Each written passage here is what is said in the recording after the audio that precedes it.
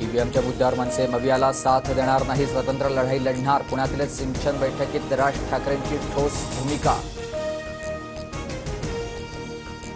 संध्याकाळी 76 लाख मतदान कसं वाढलं? निवडणूक आयोगाला नाना पटोलेंचा सवाल. मतदान कुठे वाढलं याचे फोटो दाखवण्याचीही मागणी. 95 मतदारसंघामध्ये मतदानाच्या आकडेवारीमध्ये तफावत. ठाकरे गटाच्या प्रियंका चतुर्वेदींचा आरोप. तर ईव्हीएम निर्जीव असल्यानं खापर फोडणं सोपं, भुजबळांचा टोला.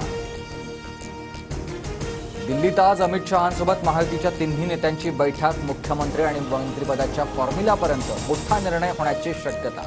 फडणवीस पुन्हा मुख्यमंत्री होण्याच्या मार्गावर.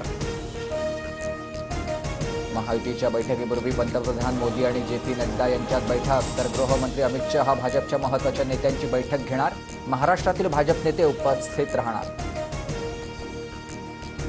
दिल्लीत अजित पवारांच्या राष्ट्रवादीची प्रफुल्ल पटेल यांच्या घरी खलबतं. अजित पवार, प्रफुल्ल पटेल, सुनील तटकरेंमध्ये चर्चा. बैठकीनंतर अजित पवार राष्ट्रवादीच्या दिल्ली कार्यालयात दाखल. फडणवीस मुख्यमंत्री झाले तरी स्वागतच असेल, मात्र भाजपनं फक्त पक्षाचाच नाही तर राज्याचा विकास करावा, राऊतांचा खोचक सल्ला. तर बहुमत असतानाही मुख्यमंत्री पद लटकून ठेवल्याची ही टीका. एकनाथ शिंदे दिल्लीत पक्षाच्या सर्व खासदारांची भेट घेणार. खासदारांना बैठकीसाठी उपस्थित राहण्याचे शिंदेंचे आदेश.